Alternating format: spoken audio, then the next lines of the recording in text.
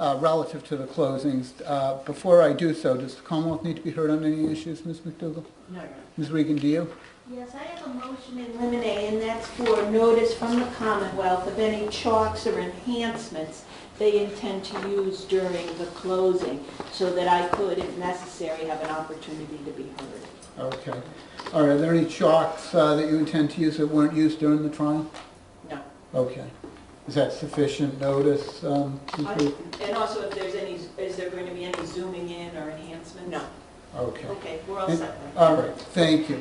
All right, so I'm only going to talk about things that are necessary for the closings.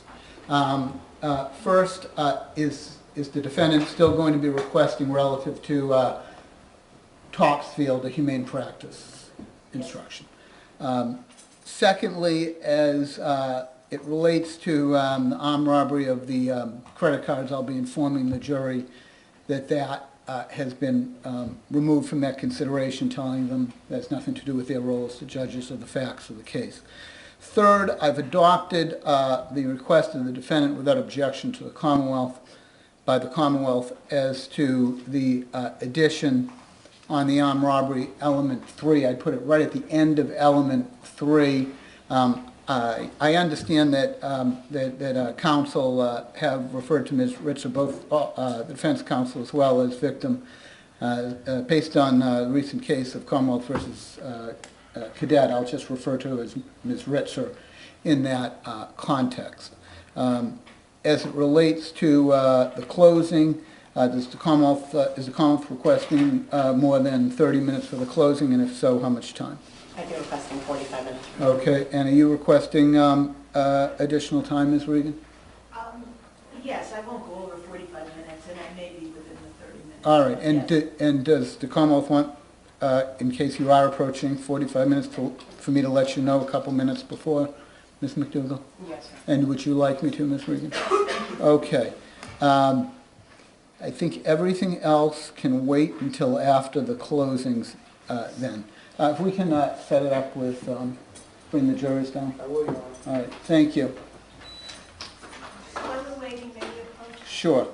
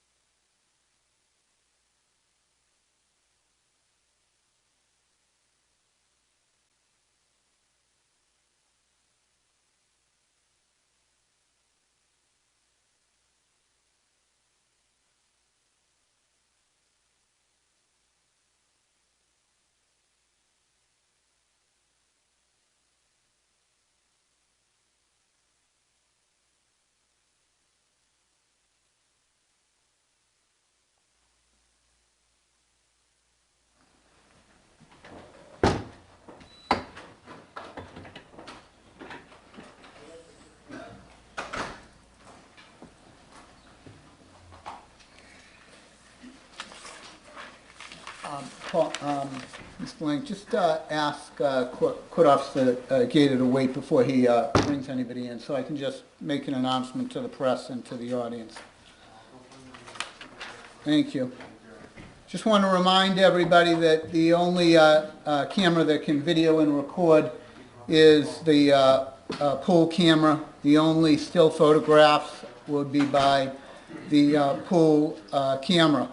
Only credentialed members of the media and those registered under SJC Rule 119 may have their cell phones out. All others must have their cell phones put away.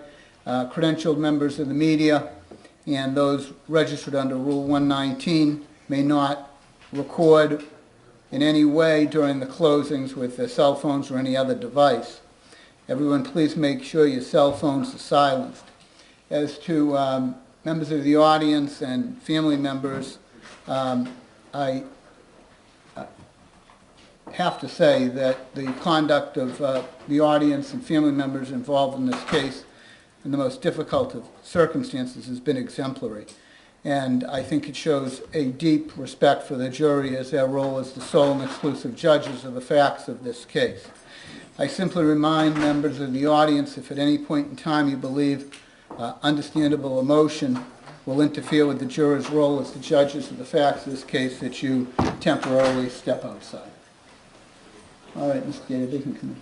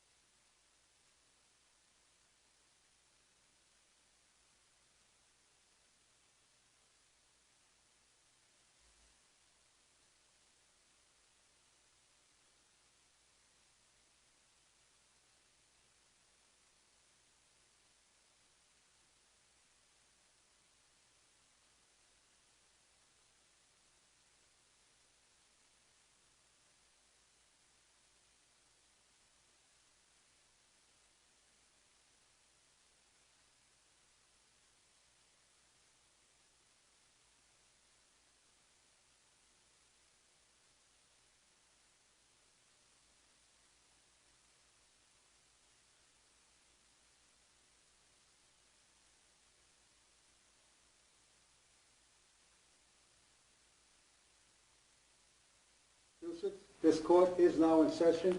You may be seated. Good morning, ladies and gentlemen of the jury, and thank you, as I have every morning, for your consistent punctuality. I have a series of questions for all of you. If the answer to any of my questions is yes, please raise your hand. Otherwise, there's no need to respond verbally to any of my questions. Any of the jurors have any difficulty following the instructions of the court not to discuss the case among themselves or with anybody else? Any of the jurors have any difficulty following the instructions of the court not to do any independent investigation concerning this case and avoid any information from any source other than one in the courtroom? Is there any serious and substantial issue involving your jury duty that you need to alert the court to at this time? None of the jurors have answered affirmatively. The court has made a decision having nothing to do with your role as the sole and exclusive judges of the facts of the case to remove the armed robbery of credit cards from your consideration. You should not in any way consider that in your role as the sole and exclusive judges of the facts of the case as to the indictments before the court. A very brief instruction on closing arguments before we go into closing arguments. Each side has up to 45 minutes for the closing arguments. The important things to keep in mind about closing arguments are as follows.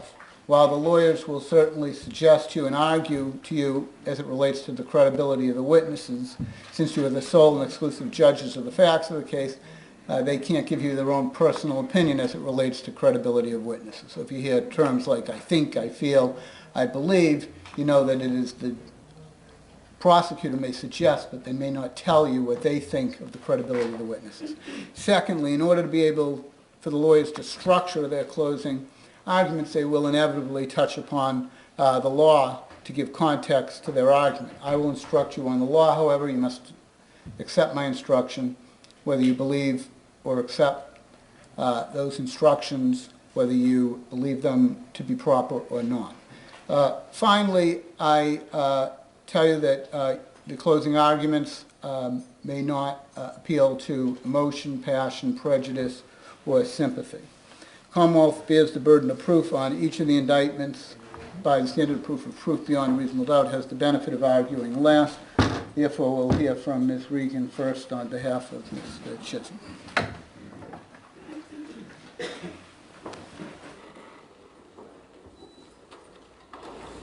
Philip Chism, a kind, smart 14-year-old, committed these terrible acts when he was in the throes of a serious mental illness.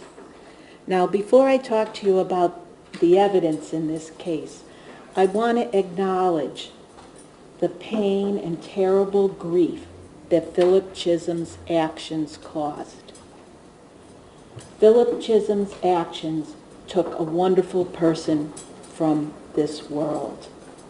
I told you at the beginning of this case, it's not in question who did these terrible acts. And the evidence has borne me out.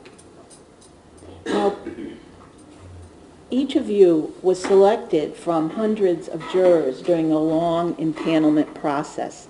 And the reason each of you is on this jury is because the court, the prosecutor, the defense, and you were confident that you could decide this case based on the evidence and not the sometimes overwhelming grief and emotion that's filled this courtroom. The defense acknowledges the enormity of this task and thanks you for your commitment to this. Now, the evidence is clear that Philip Chism has suffered from a psychotic disorder, most likely early onset schizophrenia, from the time he was young. Now, what's the evidence of that? Well, first you have the testimony of 3 experienced psychiatrists, Dr. Dudley, Dr. DeVere, and Dr. Jackson. And I'm going to talk about each one of them a little bit and their role in this case. Dr. Dudley is a psychiatrist who's been practicing since the 1970s. He's done many, many forensic evaluations in all sorts of contexts: family court, juvenile court, criminal court, death penalty cases. And he has a thorough, studied approach to his evaluation of a juvenile defendant or an adult defendant. But that's not all that Dr. Dudley brings to this case. Dr. Dudley brings to this case the experience of more than 30 years of treating severely mentally ill teenagers and adults. He's told you that he has treated them for years on end, watching the course of their illness and prescribing them medication and witnessing, observing, and studying their symptoms. This is something that Dr. Kincherf does not bring. Dr. Kincherf is a very learned psychologist, and he has done many, many evaluations and many consultations of children and teens with psychosis. But he hasn't done the weekly, long-term observation of someone who is severely mentally ill. And when you boil this case down, it's important to realize the experience of hallucinations, of auditory hallucinations, of command hallucinations, is an internal experience. And the reason the experts testify is that you, if you choose, can rely on their expert and learned opinion, their evaluation of the credibility of the symptoms. And Dr. Dudley brings years and years of very relevant experience to his evaluation. And he is the person that gave you his opinion that Philip Chism lacked criminal responsibility on October 22nd,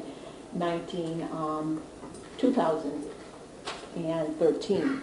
Now, another psychiatrist that testified was Dr. DeVere. Now, Dr. DeVere did not give an opinion about Philip Chism. She had never met him. She was what we call an educational witness. And what she gave you is the background and the structure for you that would allow you to evaluate Dr. Dudley's testimony and his evaluation of Philip Chism. I think it would be hard to find someone more experienced on psychosis with children than Dr. DeVere. She's the head of a clinic at UMass Medical Center where she treats children with psychosis and teenagers with psychosis. This has been the focus of her career. And I'd suggest to you that she knows what she's talking about. The third psychiatrist was Dr. Jackson. Dr. Jackson is a child and adolescent psychiatrist who has spent his career, also since the 1970s, dealing with the sickest children and teenagers that there are, the children that are hospitalized, the teenagers that are hospitalized. And what he brought to this was a lens for you to compare Dr. Dudley's evaluation to. He showed you how careful you have to be, a doctor has to be, when evaluating a very troubled teen. Dr. Jackson knew about the malingering, knew about the exaggeration of symptoms, but he didn't just say, all right, that's enough, consideration done, evaluation done, because he realized that severely mentally ill teenagers and adults don't have the best judgment. They're going to exaggerate. They're in terrible turmoil. So what did he do? He looked behind that inflammatory information and looked at the teenager, looked at the boy. And what did he see? He saw, putting aside the hallucinations, the commands, the delusions, he saw other significant symptoms. He saw disorganization of thought. He saw flat affect. He saw social withdrawal. And he treated those things with an antipsychotic medication, risperidol. This was not that long ago. And what happened? There was a marked change in Philip, not based on Philip's report, Philip Chism's report, but based on Dr. Jackson's observations of him every working day while he was in the hospital, about 20 days.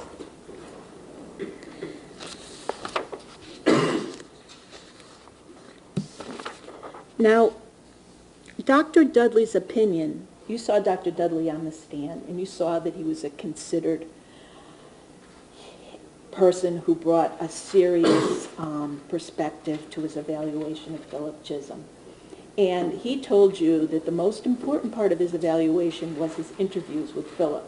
7 interviews over a number of months, 2 to 4 hours in length. Now, you don't have to rely on Dr. Dudley's opinion that the interview is an important part of the evaluation, because Dr. DeVere told you that interviews are the most important part of her evaluation too.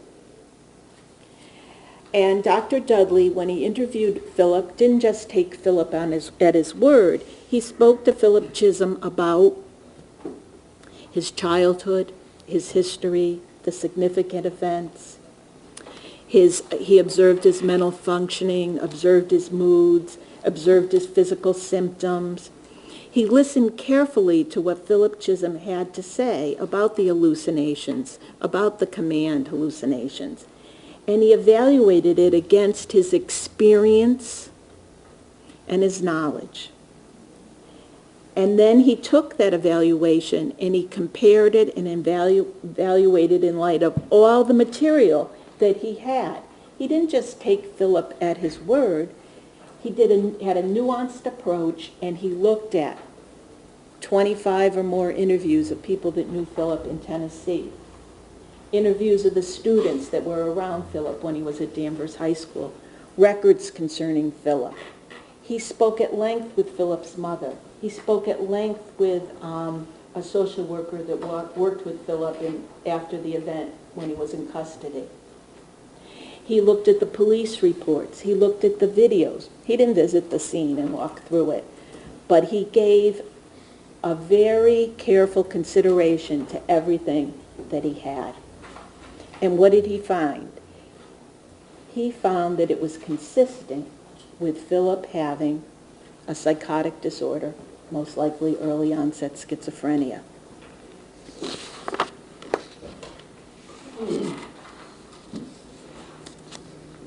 And I'd just like to point out that Dr. Dudley told you that in the interviews he observed what Dr. DeVere called the negative symptoms: social withdrawal, flat affect, disorganized thinking. But you don't have to rely solely on Dr. Dudley's report of this, because Dr. Jackson saw those same symptoms not too long ago when Philip was in the hospital. Now, how did we come to be here today? How did this happen? if we go through the course of Philip's illness, it will be consistent with what Dr. DeVere told you about psychosis in children. First, Philip Chism was born into a family with I'd say, serious and substantial history of severe mental illness. His maternal grandmother and his maternal aunt have multiple hospitalizations for psychotic illness, and you're going to have those records. His grandmother had many electric shock treatment. And you heard from his grandfather that it seemed that the onset of the illness, and his grandmother in particular, and his grandfather's wife, Eduardo, who testified, his wife, that it was sudden, that all of a sudden she was fine and then she wasn't. Well, we know from Dr. DeVere that's not the case. The problem is that the symptoms fester under the surface for a long time until there's an acute episode. And that's what happened to his grandmother, and that's what happened to Philip. Now, Philip began, Dr. Dudley told you that Philip began hearing voices when he was 10 years old. And that's consistent with what Dr. DeVere told you. Dr. DeVere told you that children suffer with these symptoms, the voices, the social withdrawal, the anxiety, the humiliation of the voices, for years without anyone noticing. That's common. And why is that? Why don't children and teens seek help? Well, it's important to think about how a child would view these voices. A child doesn't know any other reality. A child doesn't know what other people's internal experience is. A child doesn't have the knowledge to evaluate what's happening to him, and we all know that many times adults aren't able to cope with this either. And this illness brings terrible fear and shame, and that's what happened to Philip. And you heard from Dr. DeVere, this is the usual course. Well, how was Philip able to function so well in Tennessee if he had this terrible illness? Well, we know from Dr. Dudley and Dr. DeVere that two things are very important in determining whether a child can cope with early onset schizophrenia, psychosis. And the two things are, one, are they able to distract themselves? Dr. DeVere told you that the more intelligent the child, the better they are at hiding their illness, and that these children use sports, they use school, they use keeping busy, they use comic books, they use video games, they use music, whatever can distract them from the voices in their head. Dr. Dudley told you another very important thing that children use to manage their illness is a support system. And Philip Chism had a great support system in Tennessee. And you heard from some of the people there. Those people that testified loved Philip very much. And the Carters treated him almost like a son. The coach, Claudia Rodriguez, he had people he could turn to. He had a community. He knew a lot of people, and a lot of people knew him and respected him. Unfortunately, the move to Massachusetts was catastrophic for Philip. He lost his entire support system. He was all alone. He had his mother, that was the only adult, and she was doing the best that she could, but she had 3 kids, all starting in new schools. Now, the stress of the move from Tennessee to Massachusetts to Danvers can't be underestimated. And Dr. Jackson, Dr. DeVere, and Dr. Dudley told you that stress can trigger an acute psychotic episode. And it did. Chism was under enormous stress when he started high school at Danvers High School. He was a 14-year-old freshman boy going to a school where he knew no one. He was an unusually tall African-American boy in a predominantly white school who had no place to hide. And in the beginning, he did well. He held it together. He was friendly, he was smiling, he was a success at the soccer team. But as the weeks continued on at Danvers High School, he began to get sicker. He was less able to cope. And it's not surprising that it was the 14, 15-year-old girls that were around him that noticed the change and not the teachers. And what they noticed is that he began to be more socially withdrawn. His affect was flat. He stopped responding to people. He stopped working in groups. These are not dramatic symptoms. And as Dr. DeVers told you, they're often not seen as significant, but seen as just teenage angst, what a kid is going through. But what Dr. DeVer told you and what Dr. Dudley told you is that when professionals then look back after they have the information of the acute psychotic break, the benefit of it, then they realize just how significant these subtle symptoms were. Now, on the day of the terrible events, Philip was not himself.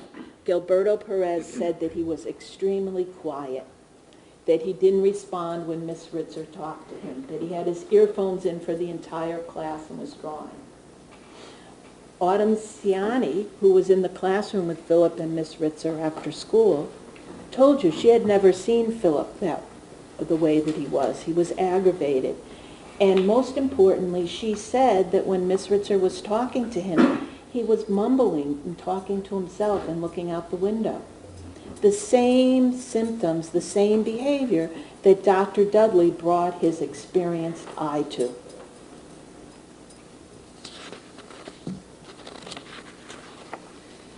Now, when Philip Chism followed Miss Ritzer into that bathroom, he was not himself. He was not the kind, smart 14-year-old boy.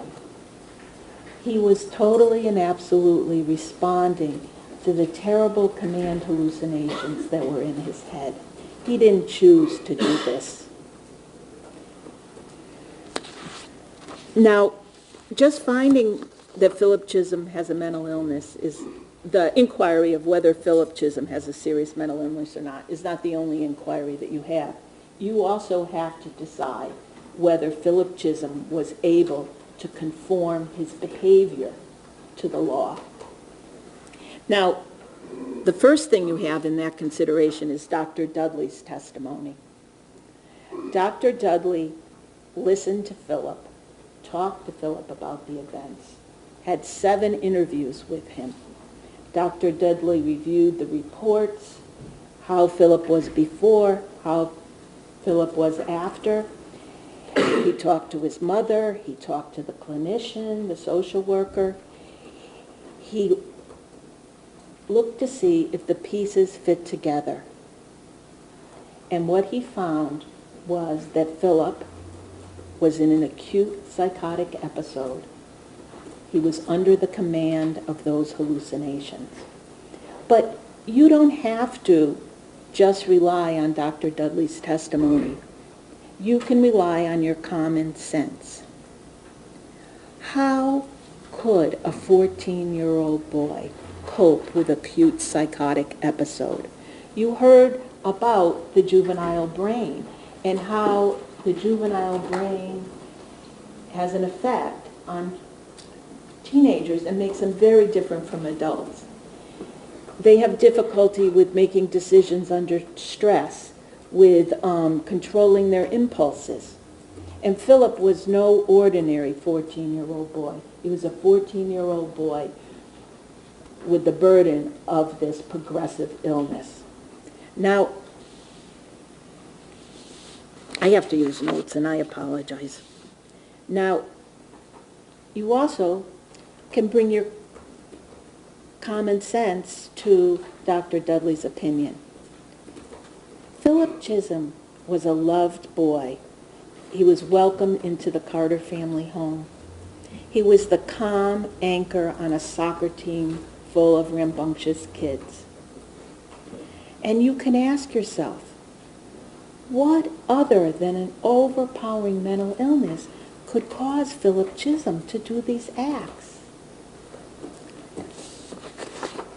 Now, the Commonwealth wants you to evaluate Philip Chism's mental illness through a made-for-TV stereotype of mental illness. If someone is acutely psychotic, everyone would notice. But we know that's not necessarily true.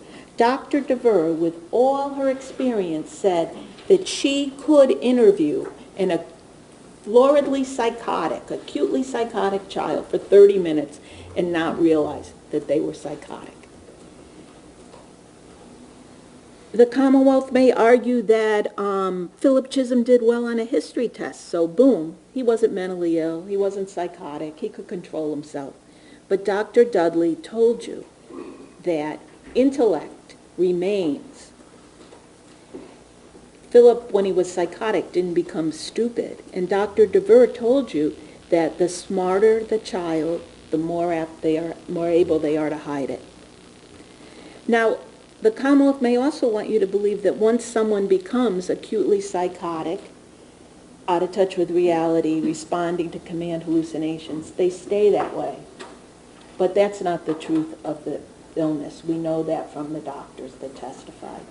The truth of the matter is that they have children and teenagers, they go along on a base level, they have an acute episode, and then they return to the base.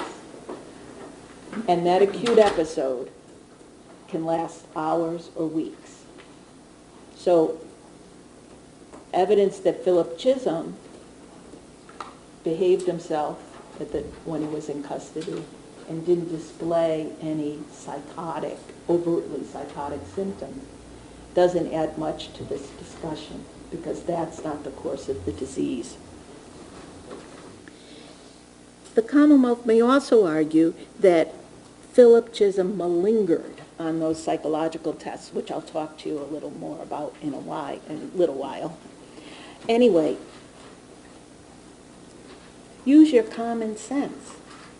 This is a severely mentally ill teenager under the stress of the realization that he has done these terrible things.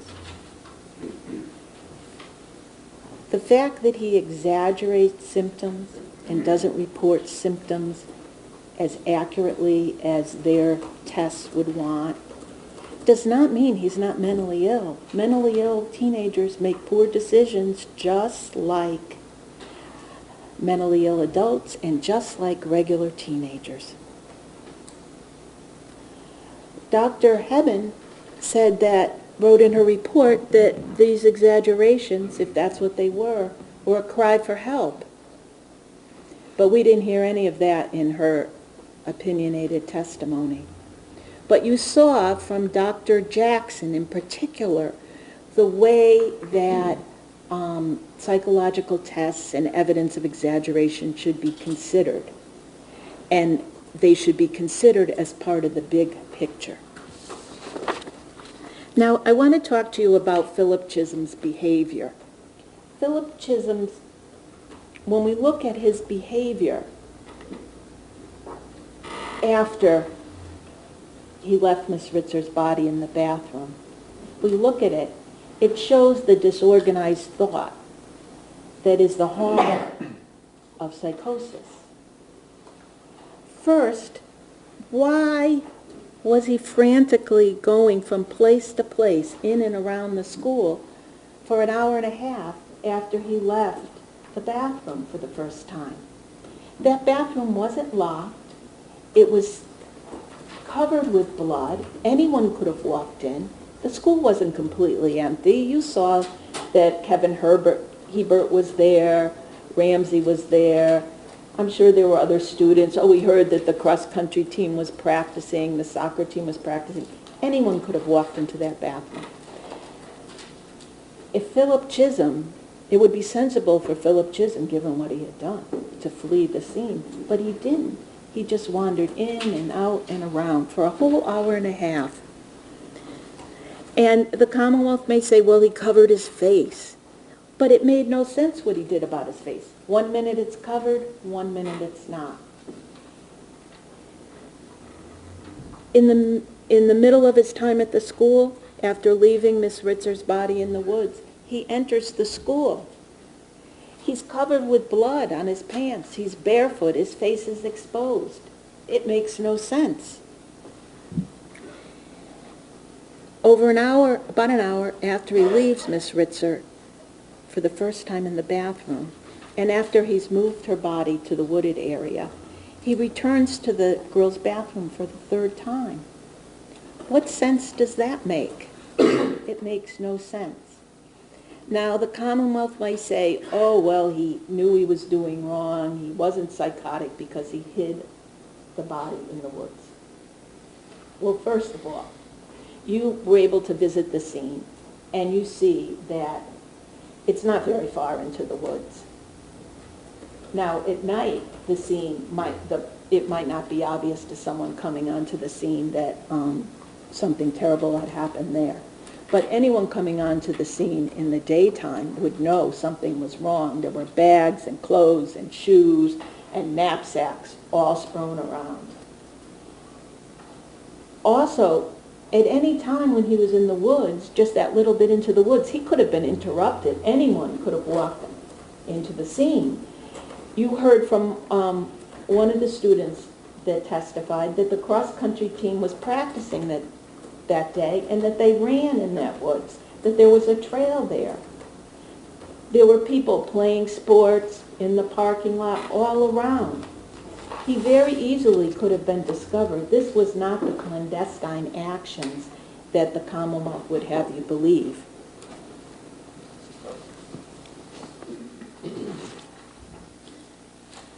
And what about the scene that he left there? Was that rational?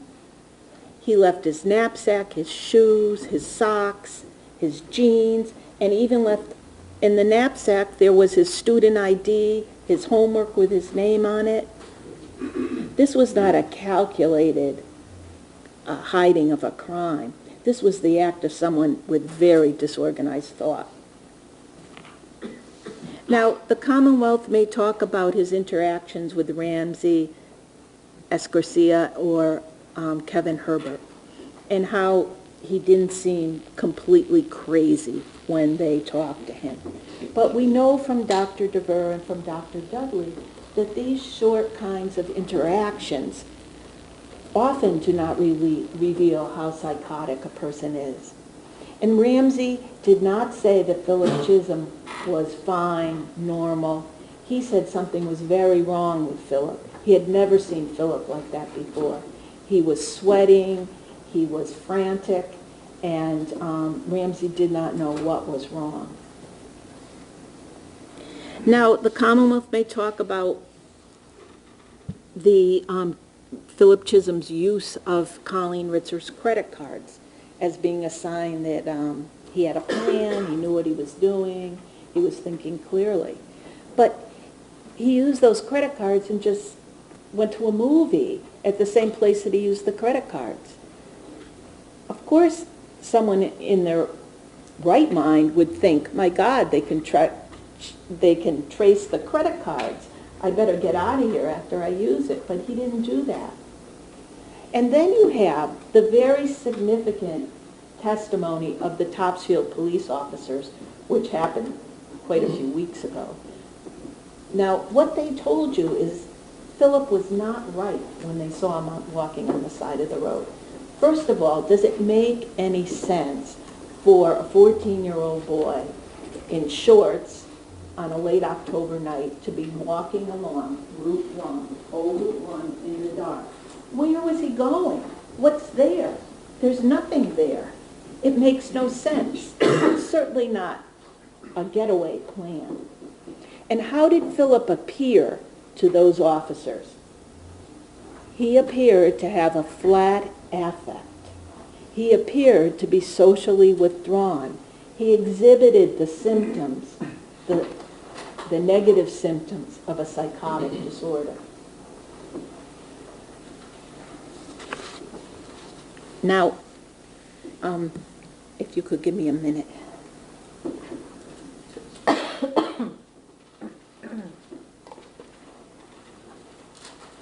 want to talk to you about the Commonwealth's experts and the reason you should question their opinions.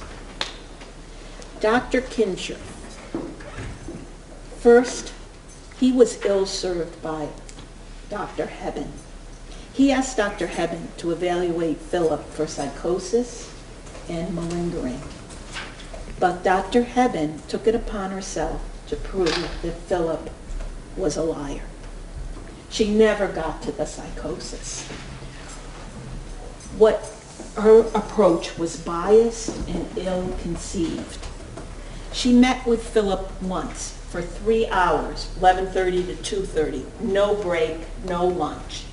And during that time, she gave him over 900 questions, true or false, never, sometimes, always. She didn't draw him out. She didn't talk to him. She gave him tests, one right after another. And the selection of the tests was extremely biased. She gave him 7 tests. 5 she used to conclude he was malingering. And the 2 others she just ignored because of the malingering. That's not an objective evaluation. She went in with an agenda. Now, and I also asked her about specific questions in the test and the MFAST. And you saw how tricky those questions were. And you heard that the MFAST is not, the manual says, do not use it with adolescents. But she used it anyway. And she used a test that really is based on tricks with a very troubled adolescent under tremendous stress. That's not fair and it's not right. The test that she gave Philip suggests the answers. There were 900 questions that every one of them suggests the answer. And as Dr. Dudley told you, that is not the approach you want to take because children and teens are easily led. They're easily influenced. But she had none of that. You saw her. She had an agenda, she fulfilled it, and she wasn't backing down by her opinion.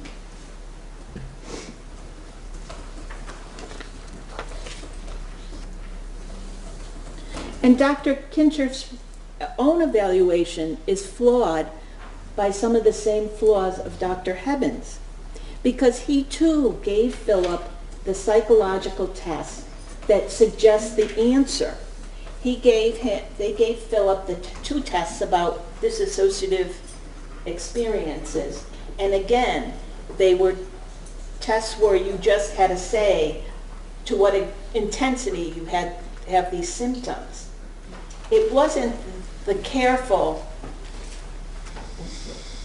very careful, non-suggestive approach that Dr. Dudley brought to the evaluation, or that Dr. DeVere would bring, or that Dr. Jackson would bring. It was a result-oriented evaluation. Now, another reason that you should have a doubt about Dr. Kincher's testimony is his explanation about why Philip did these acts makes no sense. He said that Philip was in extreme emotional distress when he did this. But think about your common experience. 14-year-old adolescent boys do get distressed, and they do sometimes get extremely distressed. But what do when that happens? They paint graffiti on a wall, they get drunk, they don't do their homework, they skip school, and maybe they go so far as to steal a car. But they don't do these bizarre and horrible acts. Something more is going on, and Dr. Kincher missed it. Finally, Dr. Kincher missed the boat. He never really considered just how young Philip Chism was when he did this. If I remember correctly, he testified all on direct and never mentioned a consideration of what it means for a 14-year-old boy, to do these things. It was only when I asked him on cross, he said, "Oh yes, I always consider that." But how does it make sense? How does it make sense that the Philip Chism that everyone knew did these things? It makes no sense at all unless something really, really awful was going on, unless he was suffering from a terrible mental illness. Now, I need to address an area of the evidence that's very difficult to talk about, but necessary to talk about. And I need to really use my notes for this part. The court will instruct you that you may only convict Philip Chism of a crime if the Commonwealth proves each element beyond a reasonable doubt. That emotion can't get in the way. Even your condemnation of the act that Philip committed cannot get in the way. You have to follow the law and put the Commonwealth to the test. And there is one charge, the unnatural rape charge, which Philip Chism did not commit because Colleen Ritzer died in the bathroom. Now, the court is going to instruct you that in order for a rape to occur, Miss Ritzer has to be alive, or the alleged rape must occur very closely in time, almost simultaneously with her death. The Commonwealth must prove beyond a reasonable doubt that the alleged rape, the cause of death, were tied together by a unity of time, place, and circumstance. And for the unnatural rape, the rape with the branch, Miss Ritzer was not alive, and it was not almost simultaneously with her death. And why is that? Well, first, we know that the injuries to her neck were severe. We know at least one of the wounds cut her trachea, her jugular, her carotid, and that cut, I think it's the D wound, would cause immediate death and massive bleeding. And we also know where the blood was found in this case. It was found in the bathroom. We heard from the cleaner that there was blood from the last store to the door. He had never seen anything like it. It was a tremendous amount of blood. Now, the Commonwealth may say, well, he could have done some of the injuries in the bathroom and some of the injuries in the woods. But we know, I would suggest that you'll find that the fatal wound was committed in the bathroom, not in the woods where the branch was used. Because there's very little blood in that barrel, and there's very little blood where her body was found. So if you have a reasonable doubt about where Colleen Ritzer died, you must find Philip Chism not guilty of the unnatural rape count. Now, the Commonwealth must prove beyond a reasonable doubt that Philip Chism did not suffer from a mental illness that caused him to be unable to conform his behavior to the law. The defense did not put on and does not argue that he didn't know he was doing wrong. But the Commonwealth must prove beyond a reasonable doubt that Philip Chism was criminally responsible. It's not enough for you to say he probably was, he most likely was, he possibly was. The standard is beyond a reasonable doubt to a moral certainty. This is a really hard case. This is a really painful case to contemplate. But the law gives you guidance. The law says that you must hold the Commonwealth to its burden. You must decide it on the evidence. And if you have a reasonable doubt, you have a duty to acquit. Now,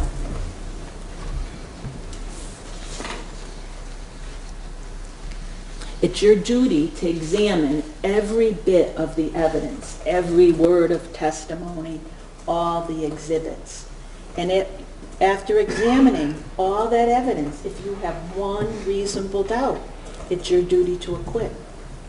Now, you have to be convinced to a moral certainty despite the testimony of Dr. DeVere, Dr. Dudley, Dr. Jackson.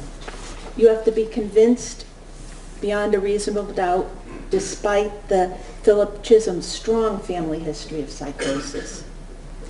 You have to be convinced beyond a reasonable doubt despite the lack of any explanation about why this boy would do this thing. You have to be convinced beyond a reasonable doubt that the bizarre nature of the offense doesn't call into question his mental status. And you have to be convinced beyond a reasonable doubt despite his erratic behavior, inexplicable behavior, after he left Miss Ritzer in the bathroom. Well, I have nothing more to say. And at this time, the responsibility of 16-year-old Philip Chism's case passes from my shoulders to yours. And I don't get to respond to Ms. McDougall's closing argument, but I'd ask you, when you deliberate, to think about how I would respond. And at the end of this, now, I'm asking you if you would return a verdict of not guilty by reason of lack of criminal responsibility for the juvenile Philip Chism. Thank you.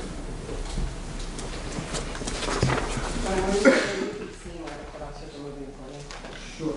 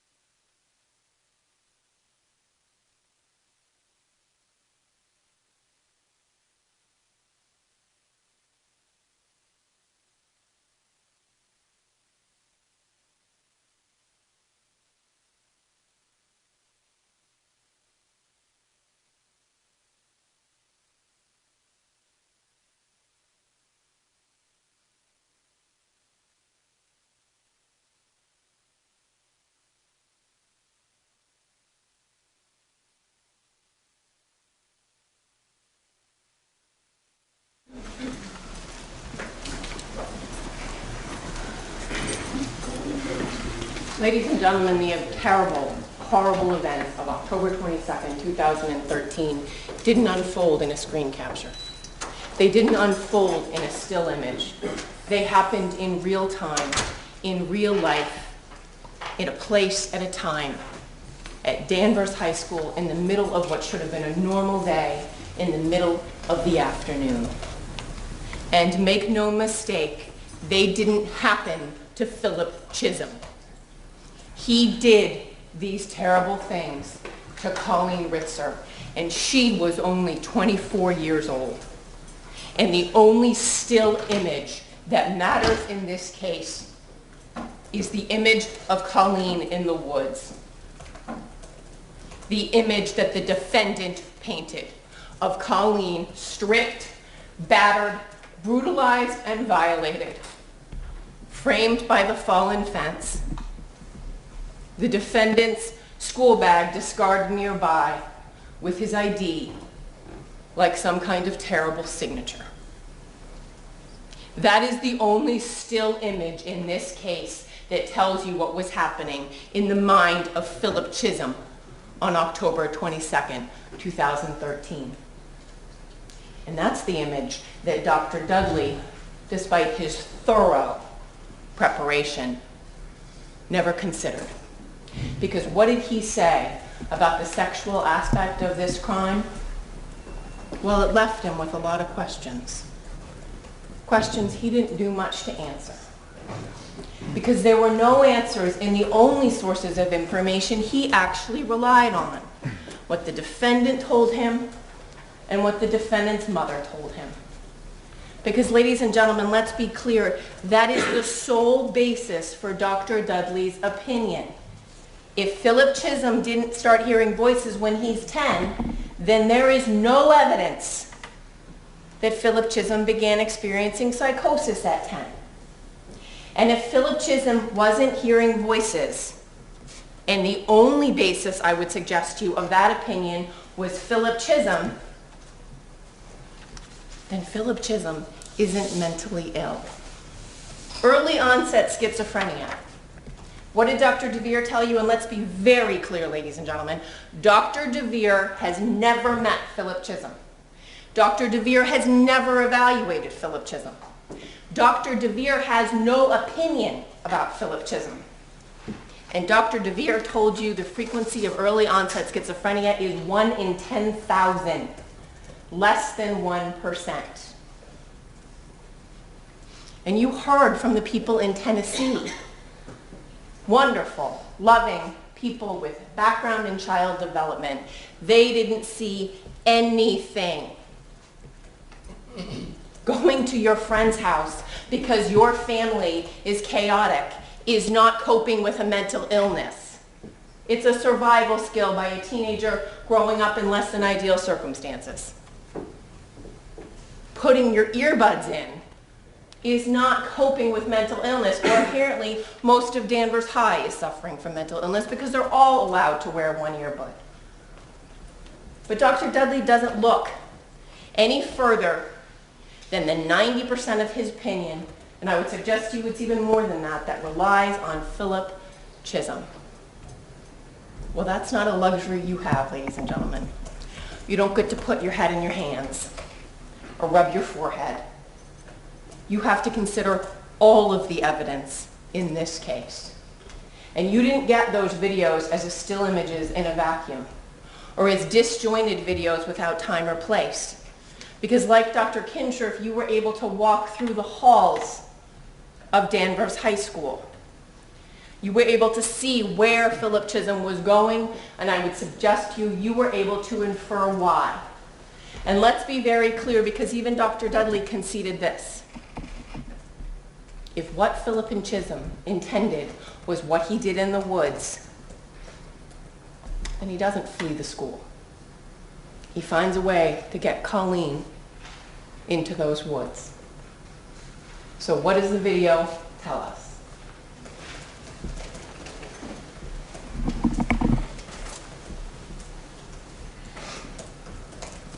It tells us that on the morning of October 22nd, 2013, Philip Chism arrived at Danvers High School not just with his school backpack, but with 2 other drawstring bags. Philip Chism arrived at Danvers High School that morning with everything he needed to to do what he wanted to do. Philip Chism only brought his school backpack to that first class. Philip Chism, walking down the hall just minutes before Colleen Ritzer's class, interacting with his classmates, acting like a normal teenage boy. The classmates he didn't have any connection with, according to Dr. Dudley. And Philip Chism, after spending some time in his locker, going to Colleen Ritzer's classroom, wearing the red sweatshirt and carrying one of those drawstring bags that didn't contain his soccer clothes because his plan after school was not soccer. And these videos, ladies and gentlemen, that we've seen many times of Colleen going to the bathroom, Philip Chism coming into the hall, looking both ways, checking his pocket to make sure he has what he needs, ducking into the classroom to cover his head, making his way down the hall. As he crosses the stairwell, he slows his pace so he won't catch up with Colleen before she's in the bathroom, completely vulnerable, completely unaware, donning those gloves.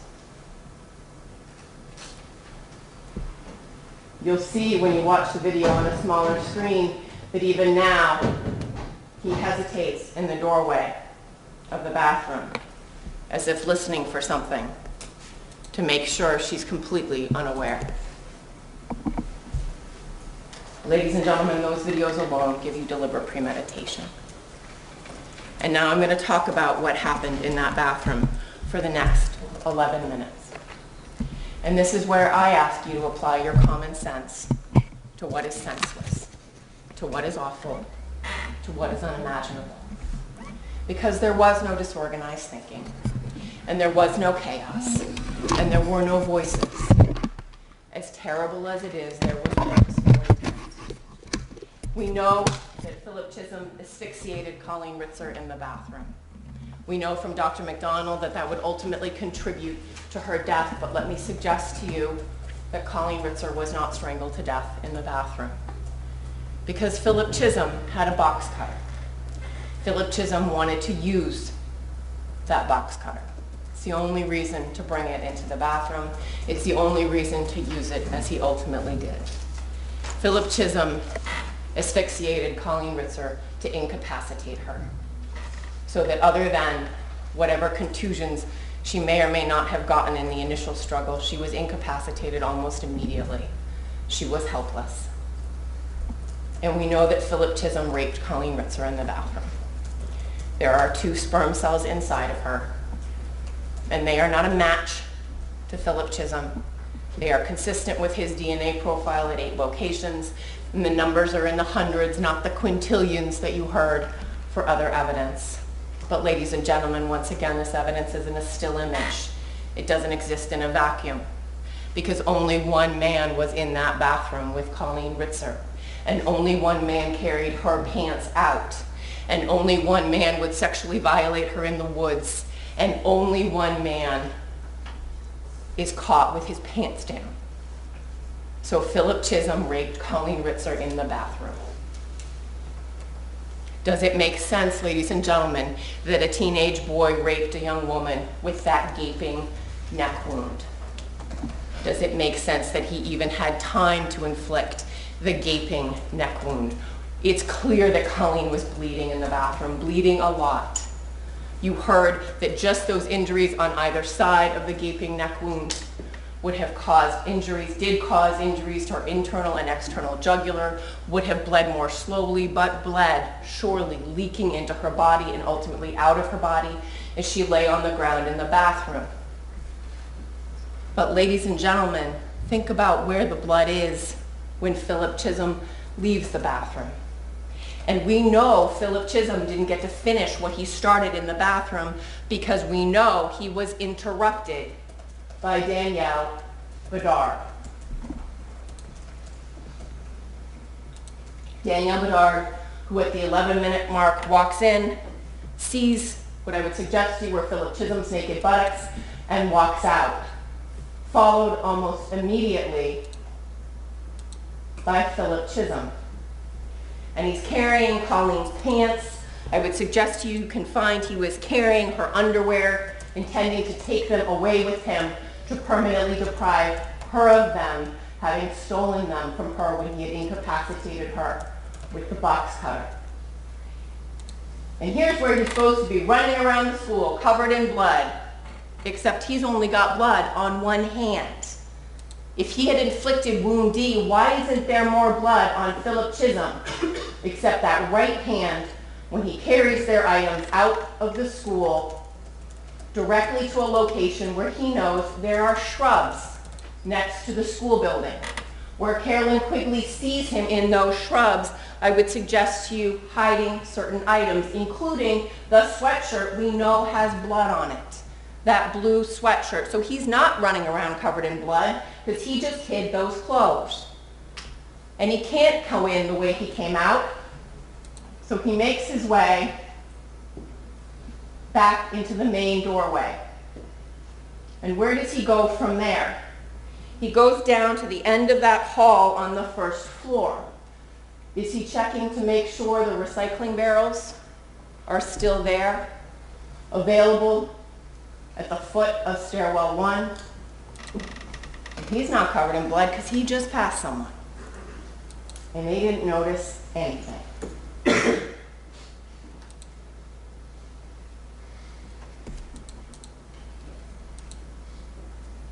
And he goes into Colleen's classroom and he gets both of their things, removing, as Dr. Kinshirf told you, any sign that either of them is still in the building. And he makes his way down that hallway, but he only goes down the stairs because he's not seen again by a camera on the first floor. Is he secreting both of their things in the recycling barrels under that stairwell where he wouldn't be caught to trigger a camera? And he comes back upstairs. And I would suggest to you he is making his way back towards the girls' room to check on Colleen, to finish what he started, who knows, to find what he lost, except he never makes it to the girls' room because there's Ramsey. And now he's got to get Ramsey away from that girls' room. Now he's got to get Ramsey as far from the girls' room as he can, down the hall, now holding the mask in his hand, not wearing it in front of Ramsey, as Ramsey's trying to figure out what's going on. Can Ramsey help him? Well, there's no way for Ramsey to help him without revealing what he's done. And there's Ramsey in the hall, but he told you he was just trying to figure out what was going on.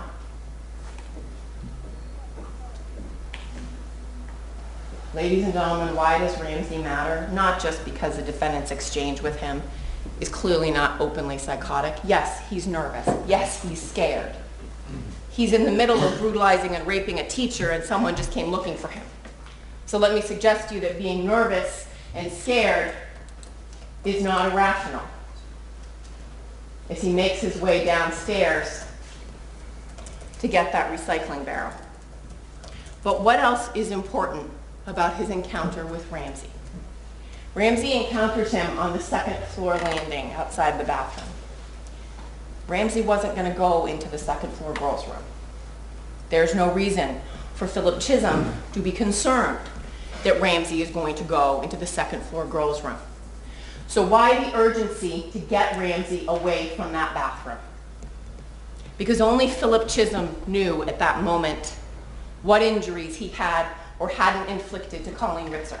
And only Philip Chisholm knew how badly injured she was in that bathroom.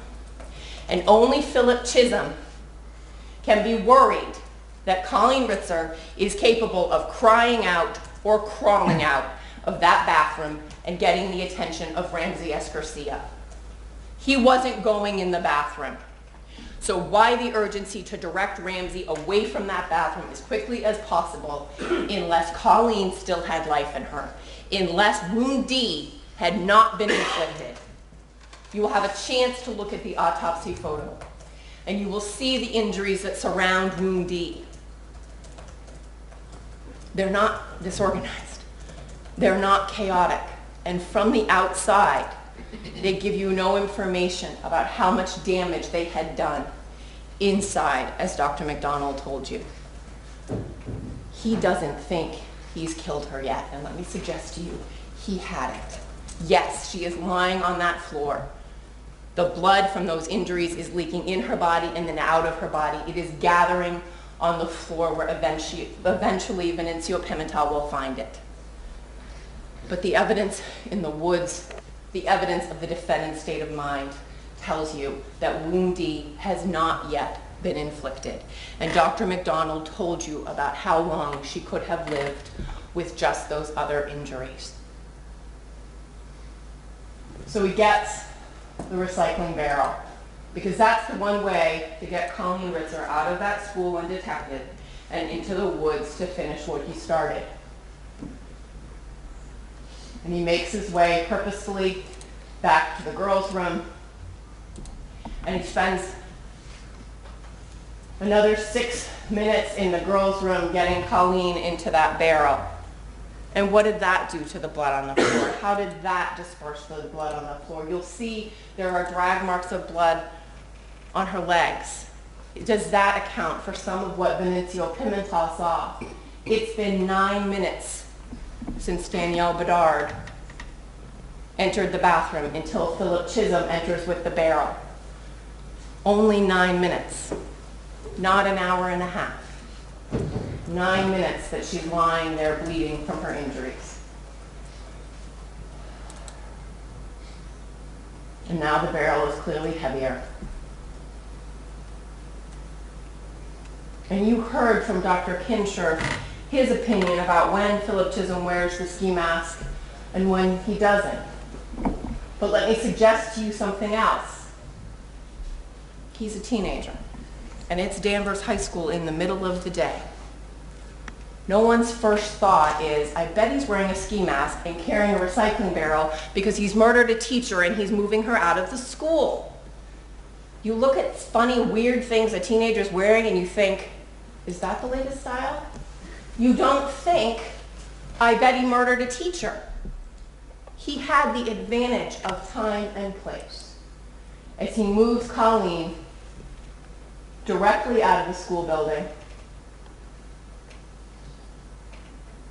down the sidewalk, past a man who's too busy with his phone to even look up,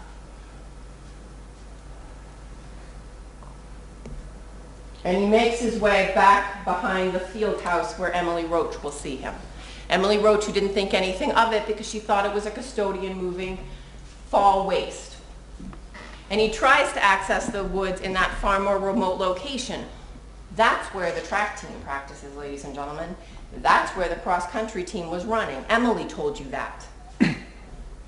But he thinks better of it. He can't get the barrel up there. So he eventually turns around and comes back. And he enters the woods across from the school. You saw the aerial photographs, ladies and gentlemen, what the foliage was like in October of 2013. And I would suggest to you he was pretty protected in those woods. It's been 25 minutes since he left the bathroom the first time, and he will spend 25 minutes in the woods with Colleen. 25 minutes where he isn't interrupted. 25 minutes to finish what he started. 25 minutes to rape her with that tree branch. And let's be clear, it's not a stick. It's a branch. And the entire tip of it is stained with Colleen Ritzer's blood. And he used that branch to tear at her vaginal tissue. The red blood cells that were intact, according to Dr. McDonald. She was very frank with you. She can't say pre-mortem. She can't say post-mortem. She calls it peri-mortem, between life and death, when he raped her with that branch. He posed her. He painted that picture. And ladies and gentlemen, let me suggest to you, that is when he inflicted wound D. You heard from Dr. McDonald that wound D isn't really one wound. That wound D is a series of cuts. that she called one wound. And we know he made them with this. You'll have it with you in the deliberation room. It's plastic, flimsy. The blade's an inch at the highest point. How many cuts did it take to inflict wound D? He severed her carotid. He sawed through her trachea, through her esophagus. He nicked her vertebra at the back of her neck. Ladies and gentlemen, if she had those injuries in the barrel, why isn't there any blood down the front of her? And no, there's not an enormous amount of blood in the woods, but should there be? She's already dying, we know that. She's lying on her back, and he's carving away at her neck. What was he trying to do? Was he trying to paint an even more terrible picture for those troopers to find the next day? How much more did he do than was even necessary to kill Colleen Ritzer? How much did it take? Concentrated, purposeful effort to use this to do to her what you will see in those autopsy photos, in that crime scene photo from the woods. He had 25 minutes to do that and to cover her with leaves framed by that fence. And yes, when he emerges from the woods, he is covered in blood all down the front of his jeans. Not like when he left the bathroom.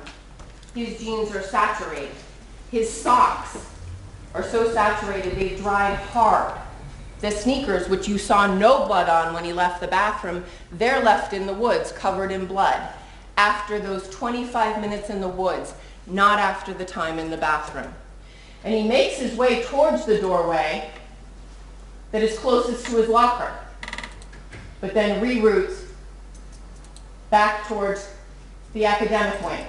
Was he going to get the things that he left in the shrubs that Carolyn Quigley saw him leave? And he goes directly up to the 3rd floor. He goes to his locker on the 3rd floor. He gets his soccer clothes. He doesn't see anybody. It's after school. People aren't in the academic wing. They're in the field house and the other parts of the school. When he goes to his locker, he gets that backpack he didn't need before, and he goes directly to the closest boys' room, and he changes out of those bloody clothes in the most direct way possible. He's not running all around the school covered in blood. He comes out of the woods, and he emerges in his soccer clothes. He makes his way downstairs, carrying his bloody clothing, fixing his glasses. And yeah, he goes back to the 2nd floor girls' room. Is he checking to see if anyone's discovered her? Is he checking to make sure he didn't drop anything? There's a lot of explanations for why he would double check that girls' room that make a lot of sense, ladies and gentlemen. I would suggest to you he's holding things differently when he exits the girls' room. Did he pick something else up? Did he do something in there?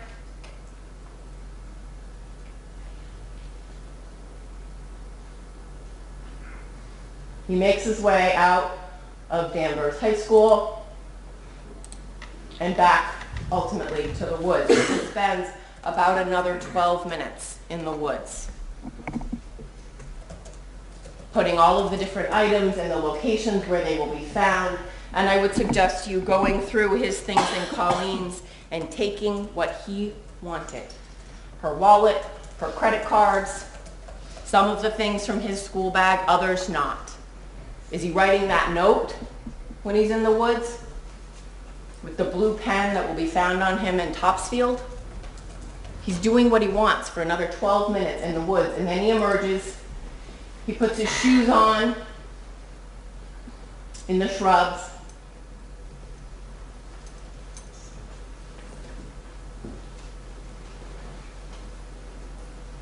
And yes, now he makes his way to the part of the school where people will be, because he's not covered in blood. He looks like any other kid at soccer practice time. And he runs into Kevin Hebert, who did make a connection with him, who did reach out to him, who did support him when he moved to Danvers. But that wasn't important to Dr. Dudley. And they have what Kevin described to you, I would suggest, is a perfectly normal conversation.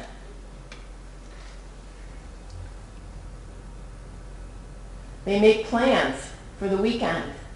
He explains that he hasn't been getting Kevin's text because he's out of minutes.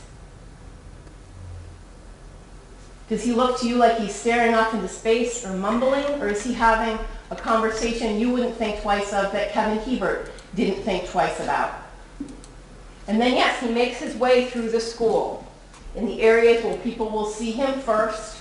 And his biggest concern, ladies and gentlemen, is that the drawstrings on his backpack are tangled as he makes his way through the school.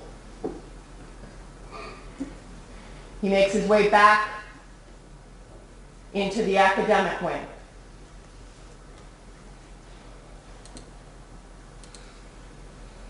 And you'll see him digging into his bag, looking for something. Something he needs, something he wants. Something I would suggest to you he's chewing on when he's walking across the third floor.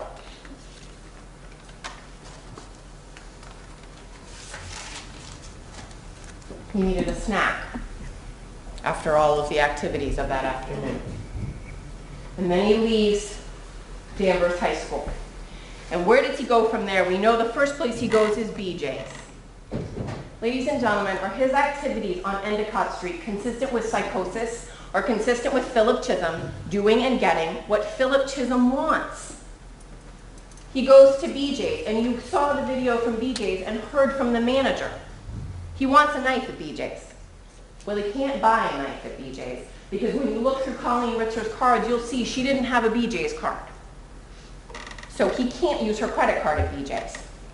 So he skillfully navigates the security system at BJ's, and you saw him on the video. You'll have a chance to see him again, sipping a sports drink, making his way through BJ's. And then what does he do? He goes to the movies. You heard what the financial circumstances were like for the Chisms, that there wasn't a lot of spare money around, that things were tight. So now you have a kid with a credit card. Ladies and gentlemen, if using a stolen credit card is evidence of psychosis or disorganization, then that's a bigger problem. You steal credit cards to use them. That's not mental illness. And ladies and gentlemen, let's be clear, he didn't have a good plan for getting away with this. He's 14 years old. We agree with that. Not a lot of long-term thinking, and he had accomplished already the one thing he really wanted to accomplish in those woods. And he makes his way to Endicott Street. Up Endicott, eventually to Route 1, where he's stopped by the Topsfield police. And then, in direct contradiction to every single image you have seen of him all day, he's acting crazy when he's stopped by the police. He's staring into the distance. He's not answering questions. He's faking bad the first time he's encountered by the police, because that was as close to a plan as he had. Ladies and gentlemen, the witnesses speak for themselves, and you can make your own judgments of the credibility and thoroughness of the psychiatric and psychological witnesses in this case. But what's the importance of malingering? What's the importance of Dr. Heaven's testing? She didn't go in looking for malingering. The tests she gave for mental illness, she couldn't trust because they triggered so high from malingering. She was stuck with those results, and those tests that are good enough for everyone else were apparently not good enough for Philip Chism, because be clear, the 2 tests she did for mental illness were meant for juveniles. They were intended for juveniles. But having gotten the test for malingering, She gave him the benefit of the doubt by doing further testing. She didn't skew her results. She lived with her results. They said what they said, and Dr. Kinshirf took them into account along with everything else. Unlike Dr. Dudley, who just ignored malingering, even though his entire opinion relied on the credibility of Philip Chism. Isn't it important to know if he's exaggerating?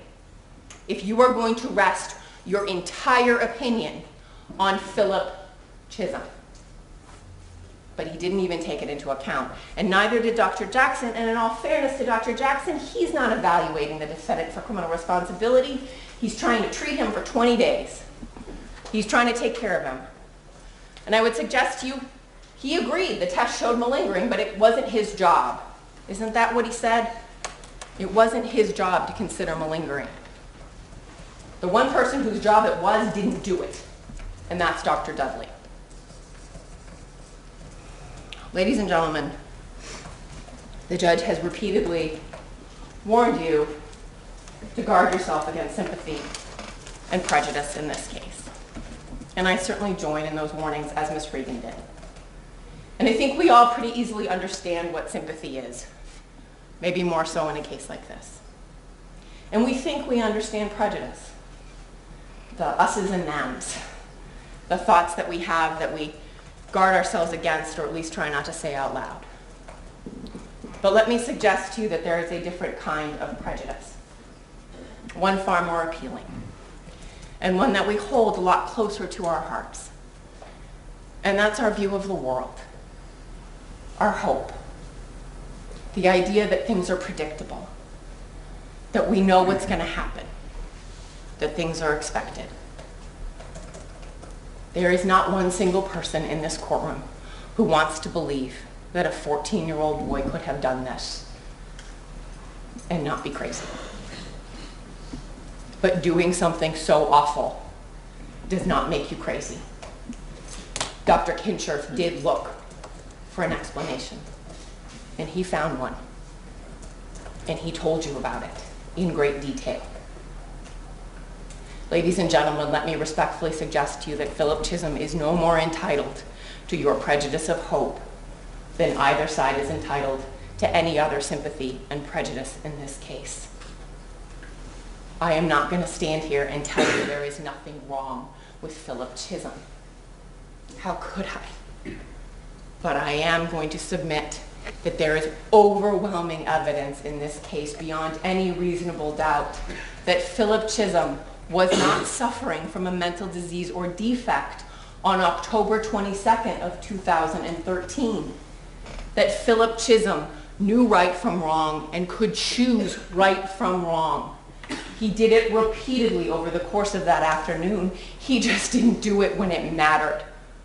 He had a goal, a terrible, terrible purpose, and he played it out in the woods, and he didn't care what came after that.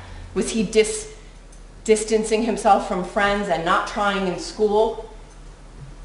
Who cares about your friends? Who cares about your math grade when you know what you're going to do?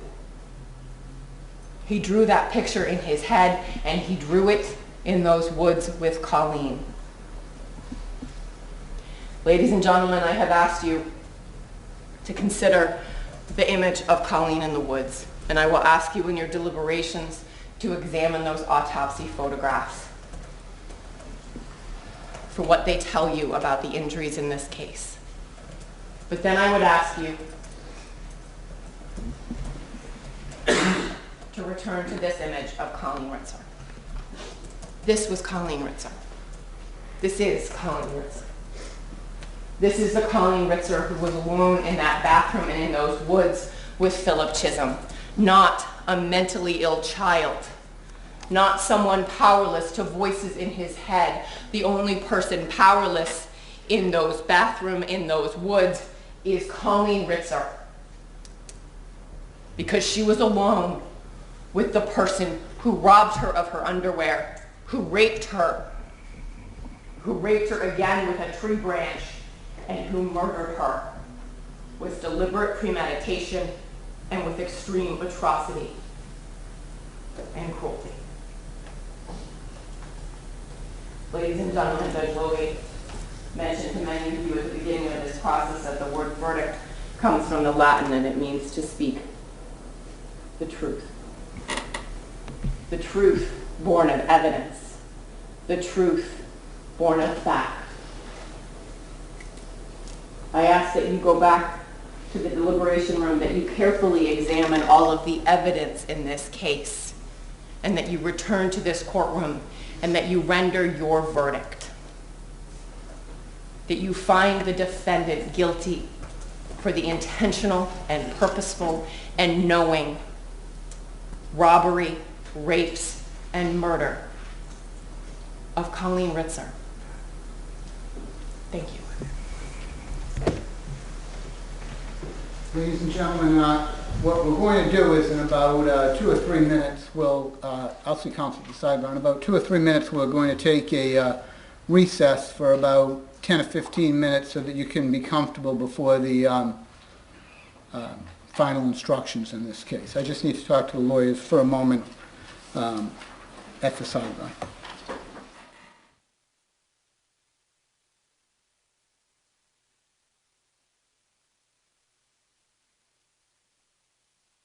In just a minute.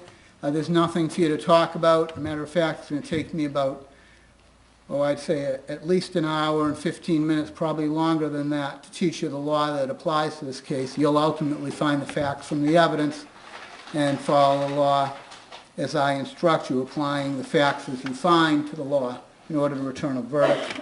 I remind you, as I did before the closings, that the closings are not evidence in the case. It's the opportunity of the attorneys to argue to you from the evidence. It's your collective memory of the evidence and your collective memory of the evidence alone that controls, and that you just do not decide this case based on pity, sympathy, fear, or favor for or against either side. All right, what we'll do is we'll take a recess, and if everybody's ready in 20 minutes, we'll have you come in 20 minutes for the final instructions. If you're not ready, let the court officer know that you need more time. All rise.